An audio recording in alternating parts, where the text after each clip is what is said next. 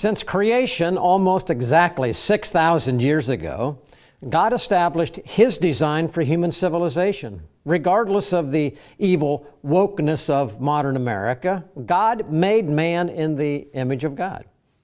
And man, as designed by God, was in two parts, male and female. So mankind is not male kind, but male and female kind, without which humankind would become extinct. This divine unity was created and established by God with a perfect oneness, not to be duplicated by any other variation or demonic subversion. But God's design was accompanied by God's purpose. And that was that male and female, made in the image of God, would multiply and bear children. These children would then grow to age where the male would choose a female wife, with the man leaving his father and mother, and together, this new man and woman becoming one would create a new family and bear children. Well, hello and welcome to Stand in the Gap. Today, Isaac and I are going to begin a new two-part series on the theme of restoring parental autonomy in education, and complete a three-part emphasis on Christian education in America and the rise of homeschooling and Christian education in America. You know, parents are the foundation for education. And we're going to focus on that theme this week and next. Now, in God's plan, the man and woman were to teach their children the plan of God, the ways of God, and the will of God, and then teach their children to teach their children the same. Yet from the beginning, some humans, like Satan himself, led by him, they rebelled against the Creator God of heaven. They rejected God's plan for family and began to arrogantly subvert God's plan for human sexuality. And violating God's divine design for male and female and family, they subverted God's design for children, even killing them in the womb or sacrificing them to idols.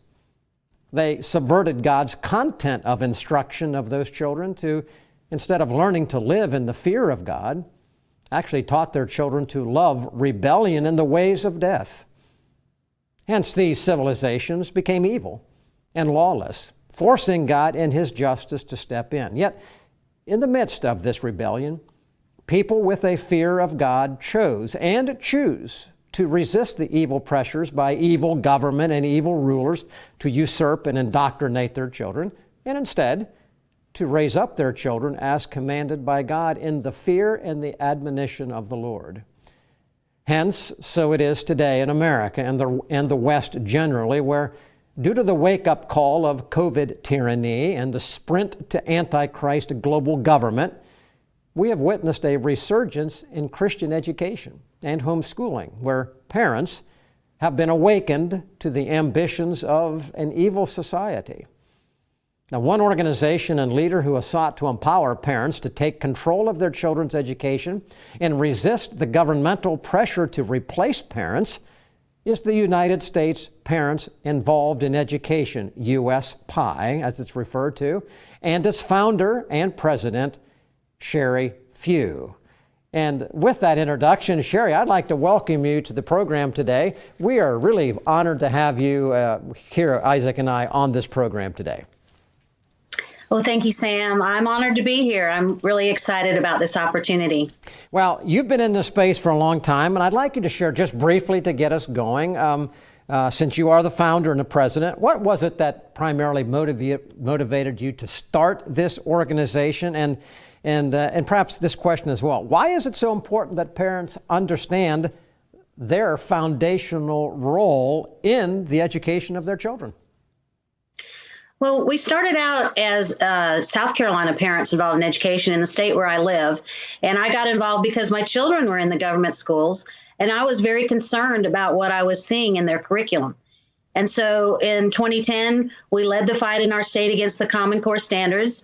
And we lost that battle, just like many people around the country, like myself, had the same experience in fighting the Common Core standards. So when we were unsuccessful with that, these other leaders and myself from around the country collaborated and formed United States Parents Involved in Education. And our mission is to close the U.S. Department of Education and end all federal education mandates, because we understood that this is where the majority of nefarious pedagogy originates and is incentivized with federal funding. So that's how we got started about 7 years ago as a national organization.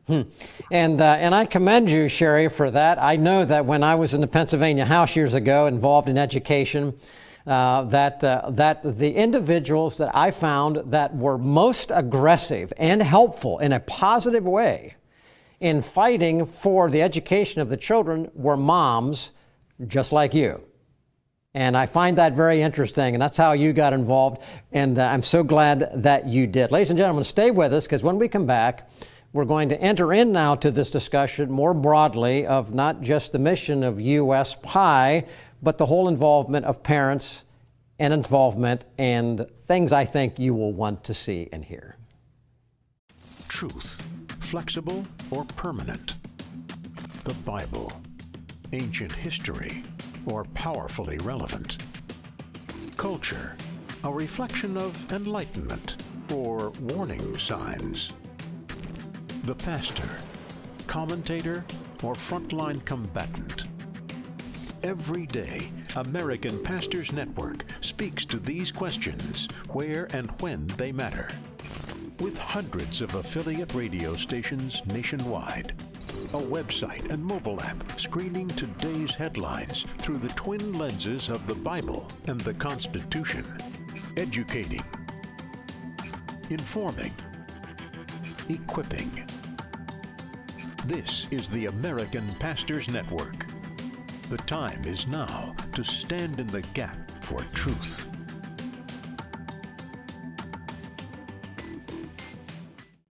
Well, Sheri, again, we're so excited to have you on this program. And as Sam already kind of laid out the biblical underpinnings for parental authority, it sounds funny that we have to say that, but that parents have authority over their children and autonomy over their education. I really appreciate that as a father who's involved homeschooling our children, and I've been a public school teacher. I know how important it is for all children to have their parents involved. In fact, we would oftentimes have IEP, individualized educational plans, and I think each parent needs to have that with their children, figuring out how to use, whether it's homeschool or going to a school, that's a tool for you as a parent. Maybe church, youth group, or whatever. All of those are tools for parents, but you as the parent, you have that autonomy. You ultimately have that responsibility with your kids. So with what you're doing with USPI, it's so important. What do you find are some of the biggest impediments, some of the biggest obstacles, or maybe the biggest obstacle, whether it be a law or an agency or something like that, that stops parents from taking the autonomy that they ought to take? Well, I think that our society has accepted and been involved so long with this idea of sending their children to government schools. When my children now are in their mid-30s, so when they were in government schools, I met a person who was homeschooling, and back then it was kind of rare, and I thought, oh, she must be really smart, she's homeschooling her kids, because we're all kind of under this concept that you have to have some big degree and know a lot about every subject in order to homeschool your children. So I think that's part of it. It's just a societal norm. And there was a lot of trust. Parents have trusted for decades that the government schools had the best interest of their children at heart. But we're seeing, and it began, as I stated, a few decades ago for me when I began seeing the problems, and they weren't as blatant as they are today. But so it's that, and then there's the idea of two parents both needing to work. So most families think that, we have to have the two incomes. So how in the world can I homeschool? How can I afford an alternative for a private school? So they're kind of stuck in those ruts. And I think they're just hopeful at best, that things are going to work out for their children and somehow they can counter the nonsense that's being taught. You know, what you're describing there really hits home with me personally as a millennial parent. The largest generation is millennial generation, the generation that has the most parents right now, the millennials, and that's what they're going through. And, you know, for a lot of them, they're just trying to bring in enough money to make ends meet. And like you said, they're just hopeful. They just kind of cross your fingers and hope, oh, I hope this all works out. And we can't do that, not especially biblically. We need to use what God has given us, to be stewards of what God has given us. And there's nothing given to us more precious than our children. What is the best response that you have found that parents can respond when they get these pressures from the outside, these societal norms? Sometimes it's family members saying, oh, you got to do this because your kids are not going to turn out right if you don't. Or just well, that's just what it's been done. This has been done for generations. Your kids line up, this little yellow school bus comes by, they pick them up, they go to this place. You know, that's just what we've done. That's American. How do people respond to that when they start to understand their role and the autonomy they have as a parent? Well, Christian parents especially need to understand, as Sam so well articulated in the beginning of the show, their responsibility for their children. It is solely their responsibility to educate their children, or at least to direct the education of their children. And not only is it biblically foundational, but the United States Supreme Court has also held that parents have the authority to direct the upbringing and the education of their children. So parents need to act on their rights. They have rights. You know, we hear a lot of talk about parental rights and protecting parental rights. Well, parental rights are fundamental, and they are given by God. And so all of our rights come from God. And so we need to act on those rights as parents and recognize that even though we think it might be a financial struggle, you know, we're going to have to make some sacrifices and trust God to provide. I mean, God is our provider. And believe me, God is not looking fondly upon what's being taught in government schools. And I don't believe, from everything that I've learned in my experiences, that God would want parents to leave their children in the government schools. So they have to trust God and expect that He will provide, make a few sacrifices. And there are some policy ideas that we can talk about too that can help families to be able to afford, you know, an alternative to the government schools. And Sheri, you have one of the things that you've done in trying to educate, because I mean, we're talking education of our children. What we're doing right now is trying to educate parents. And part of that is to cut through the deception, or as Isaac suggested, the peer pressure. Peer pressure is extraordinarily strong. I know when my wife and I first began to homeschool our children a long time ago, our oldest son is 43, so we were on the front edge of that. It was a big step. It was a big step. But we ultimately ended up coming down and making a determination based on what we've already talked about. What did God say? And I'm not going to, I can't blame the way my children turn out on my neighbor or somebody down the road, you know, if I've done nothing. So in any regard, you've taken and put together a documentary, which I like to show just a little bit of you have a little bit of a trailer. It's on your website, uspie.org. But you put together a documentary that you've entitled Truth and Lies in American Education. I think it's a catchy title, but it's also a true title. So if you don't mind, let's just watch that right now for a little bit, and then I want to come back and ask you a few questions about it. Your average run-of-the-mill American has no idea that the UN has any influence in the classroom. Hey, how's it going? Good to meet you. Good to meet you too. I brought my book too, if you would sign it. I'd be very happy to, absolutely. I honestly didn't believe half of what I read in that book until I went and fact-checked it myself. So much of the education policy that has now completely infected our public school system is coming from Washington, D.C., and beyond that, from the UN Educational, Scientific, and Cultural Organization. What's your goal? What do you want for your child? Because the school's goal is different than what your goal is. The institution of school forms a wedge between the child and the parent. You might ask, how? Child comes home, Daddy, I don't understand this. Can you help me? The dad says, I've never seen this before. I can't help you. Can't even help a fourth grader with its fourth grade math homework. Stupid, dumb daddy. The legislature might have repealed Common Core as a term, but they renamed it. So right now people think we don't have Common Core. We do, it's just under a new name. You're talking about the minds, the souls of your children. Don't play around with that. I really just want to get parents involved and informed because I didn't know this stuff. That child is my child. God gave me that child. And for the government to think that it is their responsibility to take care of that child is just unimaginable.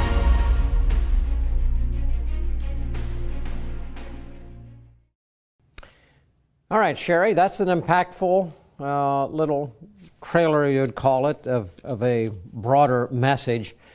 I think people just watch that, they have an image, they have a perception of what's taking place. Again, the title is Truth and Lies in American Education, but from your own words, what would you describe to be the primary message of that documentary? And follow that up with, if someone watches that, what is the challenge to the parent who watches that? What hope do you give them or challenge do you give them at the end of that documentary? So the documentary is centered on educating not just parents, but freedom-loving Americans to understand what is happening in government schools. And so we have an all-star cast of experts, including Alex Newman, who you saw featured in the trailer, and Sam Sorbo was in that trailer. And they expose from their area of expertise what they've learned and written about and we've witnessed happening in the government schools. So it's really tragic. We see anti-American and anti-Christian propaganda. Children are being taught to hate their country, to hate themselves and hate others. And they're being sexualized. They're being groomed into gender dysphoria and other types of sexual behavior that the schools have no business teaching children. And it's gotten so bad that that's the reason we decided to create the film, to expose these things. Because if you go to your local school board meeting and talk about these things, they're going to deny it. They're going to say it's not happening. So we felt a strong need to expose what's happening. And also there's another effort toward trying to control the economy that is being forced on states by the federal government. It's all a scheme, and it's an evil scheme. And we understand that it is a battle between good and evil. It is definitely a spiritual battle. So we hope that the film will motivate parents to get involved and help us to stop what's happening. But number one, the first thing we suggest to parents is to get their kids out. I mean, Alex Newman says it like this. He says, get your kids out like the building's on fire. It is that serious. The government schools are damaging children. What's happening is it's akin to child abuse. And you have to protect your children. It is your responsibility given to you by God to protect your children. And if you don't get them out, they can be damaged, serious damage for life. And beyond that, the reason I said not just parents, freedom-loving Americans need to understand that the critical Marxist theories that are being taught that are turning children against their country and teaching them that communism is cool, it will undermine our very freedom. We will lose our freedom in this country if we don't end what's happening in these government schools. Well, Sheri, in reality, I have said often what you just said. If we don't do something soon, we will lose our freedom. But I changed that, as I know you have also changed. And that is this: we are losing our freedom.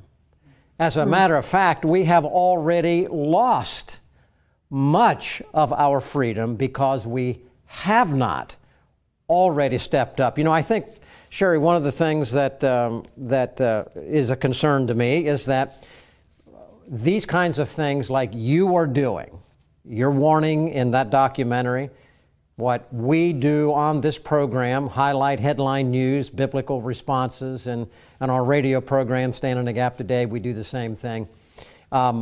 It's the idea that people are often lulled to sleep and think, well, I've got a long time to make a decision. Maybe a generation from now, but not realizing that we are the generation that are already showing the impact. And that brings what your message saying forefront, which is why we wanted to deal with it today. We have an issue yesterday, not tomorrow. And that's what United States Parents Involved in Education is trying to communicate. So ladies and gentlemen, stay with us. We're going to come back in just a little bit and we'll conclude with some thoughts on this part one of this series of re-engaging parents, parental autonomy in the education of their children. We'll be back in just a moment. Stand in the Gap is produced and recorded in the studios of Lighthouse TV. Positively different.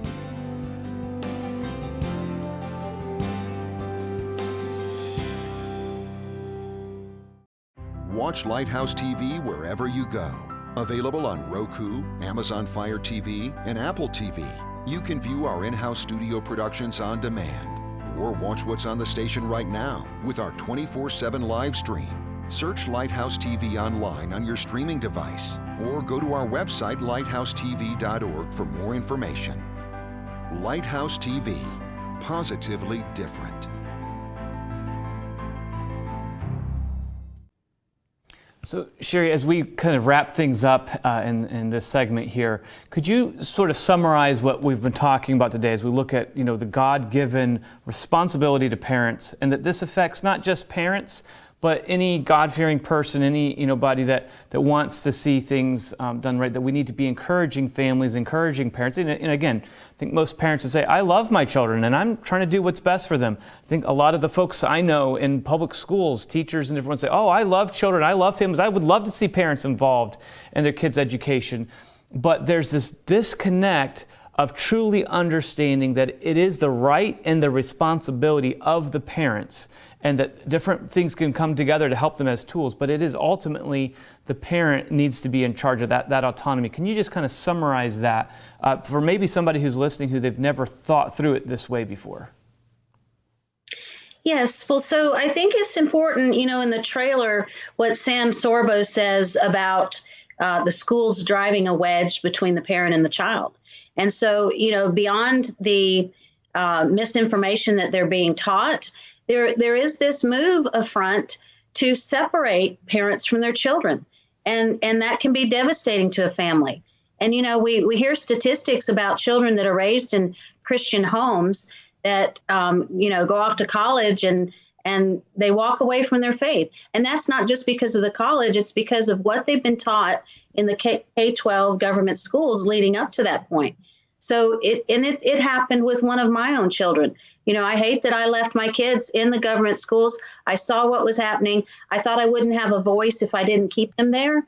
And unfortunately, one of my children walked away from their faith, and he was very strong in his faith. And today, I'm still believing God for his salvation. But this is the kind of thing that you have to be concerned about and recognize that if with that responsibility, you have to make choices for what's in the best interest of your child. And the government schools are certainly not in the best interest of any child. We never recommend any parent leave their kids in the government schools. We have to find alternatives.